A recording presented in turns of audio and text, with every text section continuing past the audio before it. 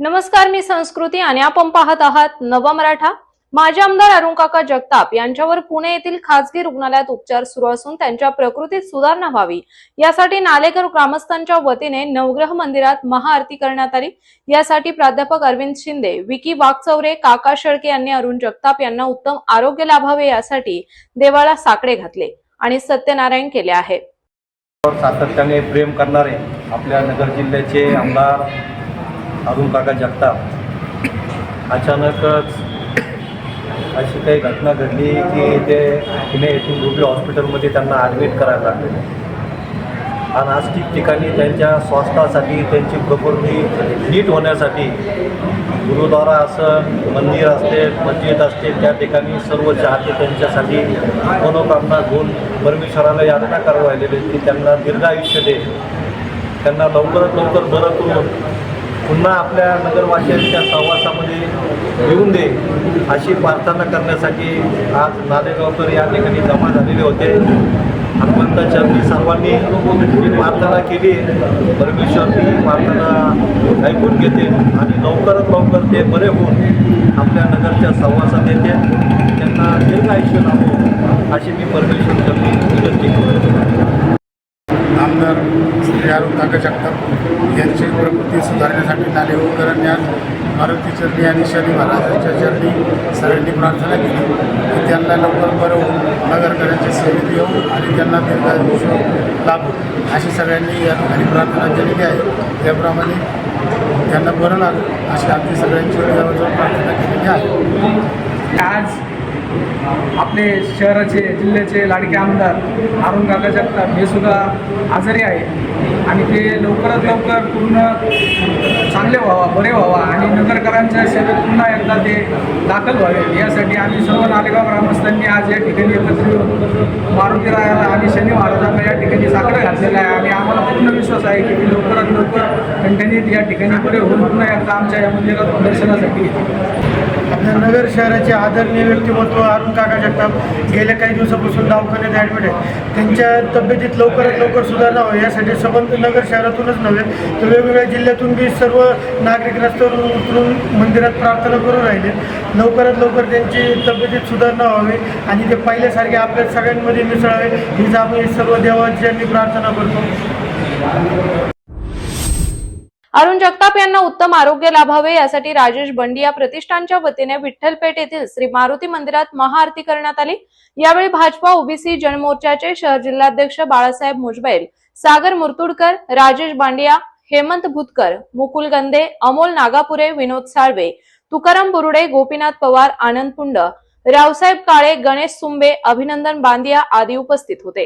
हनुमान जयंतीच्या मुहूर्तावर आपल्या शहराचे लाडके आमदार माननीय अरुण काका जगताप साहेब यांच्या प्रकृतीत लवकरात लवकर सुधारणा व्हावी यासाठी दिल्ली गेट येथे शनी मंदिरात आपण महाआरती आयोजित केली होती। त्या आरतीच्या निमित्ताने माननीय भारतीय जनता पार्टीचे ओबीसी जिल्हाध्यक्ष बाळासाहेबजी भुजबळ, त्याच्यानंतर बोलेगाव येथील तुकारामजी बोर्डे, त्यानंतर पवारसाहेब, त्यानंतर सागरजी मुर्तुडकर वर्चस्व ग्रुपचे अध्यक्ष असे अनेक जण इथं उपस्थित होते। तरी अरुण काकाजी यांना लवकरात लवकर बरे व्हावे अशी भगवान हनुमान चरणी प्रार्थना करतो, शनिदेव चरणी प्रार्थना करतो, पांडुरंगा चरणी प्रार्थना करू हे माझं मनोगत आहे। जय श्रीराम। आज श्रीराम भक्त हनुमान यांची आज जयंती आहे। या जयंतीनिमित्त दिल्ली गेट शनी मारुती मंदिर येथे सर्व भाविकाच्या वतीने आज या ठिकाणी महाआरती करण्यात आली। या आरतीचं कारण असं आहे, आपले सर्वांचे लाडके माजी आमदार अरुण काका जगताप यांची प्रकृती स्वस्थ व्हावं आणि लवकरच बरे व्हावं ही सर्व नगरकरांची इच्छा आहे आणि त्या माध्यमातून आज या ठिकाणी आरती करून श्री हनुमानजींना ही मागणी केली की लवकरात लवकर ते काका बरे व्हावे। हे प्रभू येशू, तू आमचे रक्षण कर असे म्हणत अहिल्यानगर पहिली मंडळी चर्चच्या वतीने ख्रिश्चन बांधवांनी झावळ्यांच्या रविवार उत्साहात पाम संडे साजरा केला। या निमित्ताने हातात झावळ्यांच्या फांद्या घेऊन शहरातील विविध भागातून चर्चमध्ये ख्रिश्चन बांधवांनी मोठ्या संख्येने उपस्थिती दर्शवली। गुड फ्रायडेच्या अगोदरचा रविवार ख्रिश्चन धर्मियांना नगरीकरणामध्ये झावळ्यांचा रविवार म्हणून साजरा केला जातो। बायबलनुसार या दिवसाला त्याचे महत्त्व आहे। गुड फ्रायडेच्या अगोदर येणाऱ्या रविवारी येशू ख्रिस्त जेरुसलेममध्ये प्रवेश केल्यानंतर तेथील जनसमुदायाने हातात झावळ्या घेऊन घोषणा देत हालेलुया असा जयघोषणा दिली। सेवा करण्यासाठी मला ठिकाणी उभं केलेलं असेल। यावेळेस आपण देवाच्या वचनाकडे जाणार आहोत आणि देवाच्या वचनातून देवाकडे काय बोलतो आहे त्याकडे आपण लक्ष देणार आहोत। एक वर्षाप्रमाणे याही वर्षी तो झावळ्याचा व्यापार जो आहे तो आपल्या सर्वांच्या जीवनाला लाभलेला आहे। 2 वर्षाप्रमाणे याही वर्षी आपण झावळ्याच्या व्यापाराचं आवडत्या रंगाचे जे महत्व आहे ते आपण या दिवसाची बघत आम्हाला माहित आहे की या भारताच्या रंगाने प्रवेश केलेला आहे। आणि ज्यावेळेस आम्ही येशूबद्दल विचार करतो आम्हाला माहित आहे की येशू हे जे शहर आहे ते देवाचं एक महत्वाचं शहर आहे। शहर जे आहे तो विशाल राज्यातील एक राजधानी अशा प्रकारचे आहे आणि तर या शहरामध्ये येशू ख्रिस्ताचा मृत्यू या शहरामध्ये येशू ख्रिस्ताचं आज इतर शहर नव्हे तर या शहरामध्ये येशू ख्रिस्ताची पुनरुत्थानाचा गुण जी ख्रिस्ती मंडळीची स्थापना झालेली आहे त्याची सुरुवात देखील ज्या नंतर जे ख्रिस्तांनी कार्य केलेलं आहे त्यापासून आम्हाला पाहायचे आहे। सर्वांना सलाम। आज पाम संडे म्हणजे झावळ्याचा रविवार। जगभरामध्ये हा उत्सव मोठ्या प्रमाणामध्ये साजरा करण्यात येतो। 2025 वर्षांपूर्वी येशू ख्रिस्त येरुशलेम या शहरामध्ये या पवित्र नगरीमध्ये विजय उत्सवाने प्रवेश करतो। तत्कालीन यहुदी लोक त्याचं त्या ठिकाणी उत्स्फूर्तपणे स्वागत करतात। त्याचं प्रतीक म्हणून हा सण आम्ही साजरा करीत आहोत। परंतु येरुशलेम त्यावेळी रोमन साम्राज्याच्या गुलामगिरीमध्ये येरुशलेम शहर होते आणि येरुशलेम मध्ये त्यावेळेचे जे तरुण होते ते क्रांतिकारी विचाराने भरलेले होते आणि ते येशू ख्रिस्ताकडे जगिक दृष्टीने बघत होते। कारण अशी भविष्यवाणी झाली होती की आम्हाला सोडवायला मसीहा देव पाठवणार आहे आणि त्या दृष्टीने तत्कालीन यहुदी येशू ख्रिस्ताकडे तारणारा किंवा मसीहा म्हणून बघत होते। परंतु येशू ख्रिस्त विजयी मिरवणुकीने जेव्हा येरुशलेमात आला त्यावेळेला त्याच्या 12 शिष्यांपैकी एक यहुदा इस्कारियत हा देखील क्रांतिकारी होता आणि त्याला देखील रोमन साम्राज्यापासून स्वातंत्र्य हवं होतं आणि तो जगिक दृष्टीने ख्रिस्ताकडे बघत होता आणि म्हणूनच इथंच त्याचा घात झाला।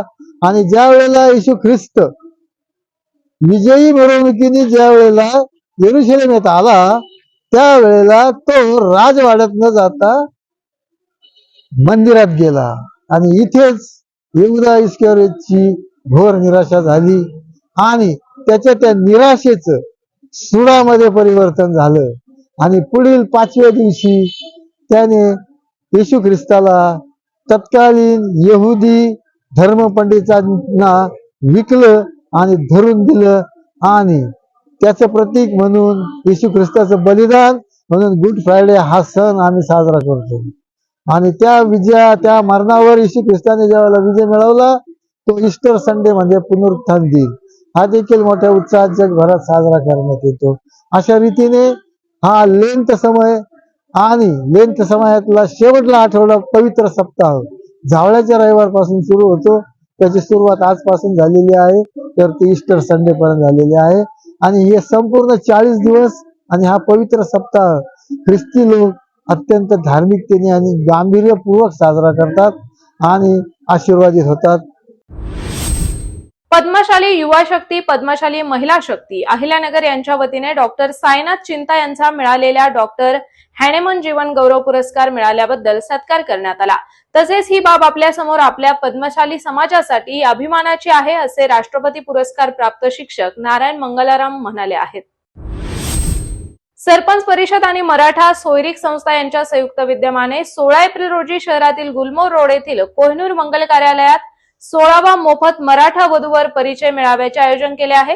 या वधूवर परिचय मेळाव्याचा लाभ घेण्याचे आवाहन सरपंच परिषद कोर कमिटी प्रमुख आबासाहेब सोनवणे पाटील, मराठा सोयरीक संस्थेच्या संचालिका जयश्री अशोक कुटे आणि शब्दगंध साहित्य परिषदेचे राजेंद्र उदागे पाटील यांनी केले आहे. आज लक्ष्मीनारायण मंगल कार्यालय टिळक रोड या ठिकाणी 6वा राज्यस्तरीय वधूवर मेळाव्याचं आयोजन विविध सामाजिक संस्था, जनवार्ता परिवार, त्याचबरोबर जय युवा अकॅडमी, क्रांतिज्योती बहुउद्देशीय संस्था, त्याचबरोबर रयत प्रतिष्ठान, समृद्धी महिला विकास संस्था असे आदी सामाजिक संस्थांच्या वतीने महात्मा फुले जयंती निमित्त भव्य असा सोहळा अहिल्यानगरमध्ये आयोजित करण्यात आलेला आहे. या कार्यक्रमाच्या अनुषंगाने मोठ्या प्रमाणात मुलींची नावनोंदणी मोफतमध्ये या ठिकाणी संयोजकांच्या वतीने करण्यात आलेली आहे. त्याचबरोबर मुलांची देखील मोठ्या प्रमाणात नोंदणी या वधूवर मेळाव्यासाठी झाली. अनेक मान्यवरांनी या ठिकाणी मनोगत व्यक्त केले आणि त्यामध्ये भविष्यामध्ये सामुदायिक विवाह सोहळा अहिल्यानगरमध्ये आयोजित करण्यात येणार आहे. जे खरोखर गोरगरीब कुटुंब आहेत, मध्यमवर्गीय कुटुंब आहेत. आज विवाहाचा खर्च सर्वांना परवडेल असा नाही आहे. कर्जबाजारी होऊन लग्न अनेकदा केली जातात. तर त्या समस्या सोडवण्यासाठी सामुदायिक पद्धतीने अहिल्यानगरमध्ये काही कालावधीतच सामुदायिक विवाहाचं आयोजन देखील विविध सामाजिक संस्था आणि काही संघटनांच्या माध्यमातून केलं जाणार आहे, अशी ग्वाही या ठिकाणी उपस्थित अनेक मान्यवरांनी केलेली आहे. या उपक्रमासाठी पोपटरावजी बनकर, गणेश भाऊ बनकर, नितीनजी दागवले यासह विविध सामाजिक संस्थांचे पदाधिकारी, सूर्या मॉर्निंग ग्रुपचे सर्व सदस्य यांनी या ठिकाणी परिश्रम घेतलेले आहेत. भारतरत्न डॉक्टर बाबासाहेब आंबेडकर यांच्या जयंतीनिमित्त मार्केट यार्ड चौकातील डॉक्टर बाबासाहेब आंबेडकर यांच्या पुतळ्यात जिल्हाधिकारी डॉक्टर पंकज आशिया यांनी पुष्पहार अर्पण करून अभिवादन केले. यावेळी महानगरपालिकेचे आयुक्त यशवंत डांगे, अप्पर पोलीस अधीक्षक प्रशांत खैरे, उपविभागीय अधिकारी सुधीर पाटील यांच्यासह नागरिक मोठ्या संख्येने उपस्थित होते. तसेच सायंकाळी 4 वाजता या मेळाव्याचे उद्घाटन होणार आहे. भारतरत्न डॉक्टर बाबासाहेब आंबेडकर म्हणजे विचारांचा महासागर आहे. त्यांच्या प्रत्येक वचनामध्ये समतेची ज्योत आहे, असे विचारोद्गार ज्येष्ठ विचारवंत यशवंत डांगे यांनी केले. त्यांनी शिक्षण, संविधान आणि समाज परिवर्तन या माध्यमातून देशाला दिशा दिली. डॉक्टर बाबासाहेबांनी उच्चारलेले शब्द ही त्यांची स्वतःच्या हक्कासाठी लढण्याची ताकद होती. त्यांच्या विचारांची प्रेरणा घेऊन समाजाने काम करावे हेच त्यांना खऱ्या अर्थांजली ठरेल, असे महापालिकेचे आयुक्त तथा प्रशासक यशवंत डांगे म्हणाले आहेत. विनापरवाना बेकायदेशीररित्या कत्तल करण्याच्या उद्देशाने गोवंशीयांची वाहतूक करणारा टेम्पो कोतवाली पोलिसांनी पकडला. या कारवाईत 30 गोवंशीय वासरे आणि 1 गाय यांना ताब्यात घेऊन त्यांची सुटका केली. ही कारवाई झेंडीगेट परिसरातील कुरेशी मस्जिद जवळ 14 एप्रिल रोजी पहाटे 3:30 वाजण्याच्या सुमारास केली आहे. भारतरत्न डॉक्टर बाबासाहेब आंबेडकर यांची 134वी जयंती 14 एप्रिलला राज्यात मोठ्या उत्साहात साजरी होत आहे. या निमित्ताने आणि या जयंतीच्या पार्श्वभूमीवर राज्यात सर्वत्र शासकीय आदेशानुसार दारू दुकाने, परमिट रूम, बिअर बार बंद असताना शहरासह जिल्ह्यात मात्र ती खुलेआम सुरू आहेत. त्यामुळे मद्यप्रेमांच्या चांगलीच चंगळ बघायला मिळाली. डॉक्टर बाबासाहेब आंबेडकरांनी लिहिलेले संविधान लागू झाल्यानंतर इतिहासात प्रथमच नगरमध्ये असे घडले आहे. याबद्दल अनेकांनी आश्चर्य व्यक्त केले. मोठ्या प्रमाणात राजकीय दबावातून रखडलेल्या बांधकाम क्षेत्राला गती मिळावी यासाठी शासनाने डिसेंबर 2020 मध्ये सुधारित एकात्मिक विकास नियंत्रण आणि प्रोत्साहन नियमावलीस अंतिम मान्यता दिली आहे.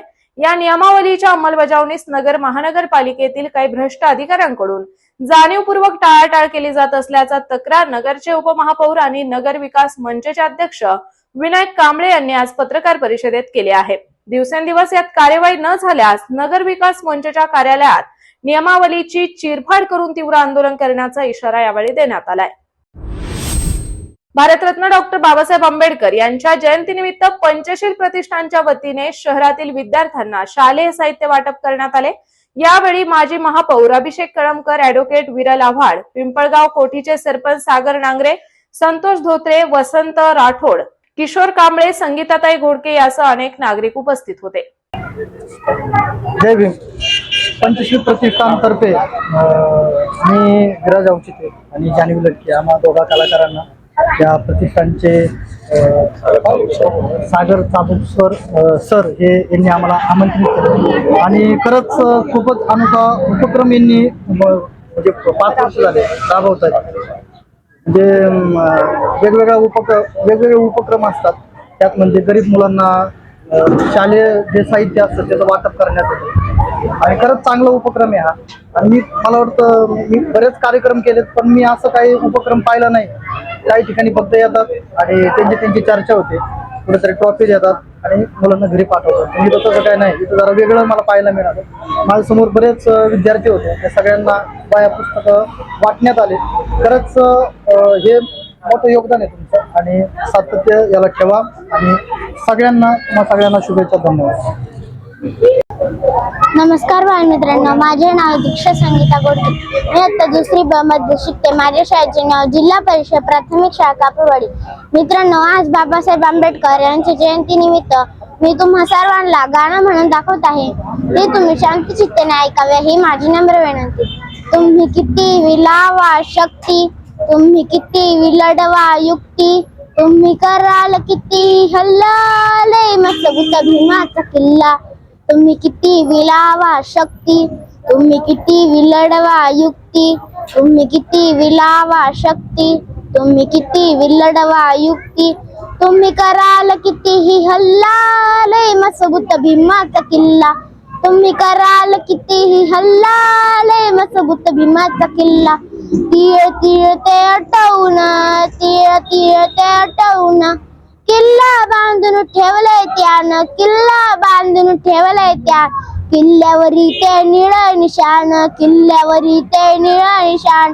फडकवलाय माझा अभिमान, फडकवलाय माझा अभिमान. बाबासाहेबांचा विजय असो काही विज नाही मांजरीच्या पिल्ला, लय मजबूत भीमाचा किल्ला. काही विज नाही मांजरीच्या पिल्ला, लय मजबूत भीमाचा किल्ला. आज या ठिकाणी पंचशील प्रतिष्ठान व भिंगार शहर काँग्रेस पक्षातर्फे भारतरत्न डॉक्टर बाबासाहेब आंबेडकर यांची 134वी जयंती या भिंगार शहरात महात्मा फुले पतसंस्थेच्या समोर या ठिकाणी साजरी करण्यात आलेली आहे. या ठिकाणी आमचे महानगरपालिकेचे माजी महापौर अभिषेकराव कळमकर, प्रसिद्ध सिनेस्टार जान्हवीताई लटके, तसेच विराज अवचिते व सर्व ज्येष्ठ नागरिक व आमचा मित्र परिवार या ठिकाणी पूर्णपणे उपस्थित होता. आज या ठिकाणी पंचशील प्रतिष्ठान व भिंगार शहर काँग्रेसतर्फे आम्ही या ठिकाणी महात्मा फुले क्रांतीसूर्य महात्मा ज्योतिराव फुले व भारतरत्न डॉक्टर बाबासाहेब आंबेडकर व आम्ही शालेय साहित्य या ठिकाणी 1ली ते 4थीच्या विद्यार्थ्यांना या ठिकाणी वाटप करण्यात आलेलं आहे. तसं जर पाहिलं तर आज भिंगार शहरामध्ये जर पाहिलं बाबासाहेबांची जयंती असली की पूर्णतः डीजेचा आवाज ढांढाण असा करत राहतो. पण आम्ही त्या खर्चाला पाटा देत ज्या विद्यार्थ्यांना शालेय साहित्याची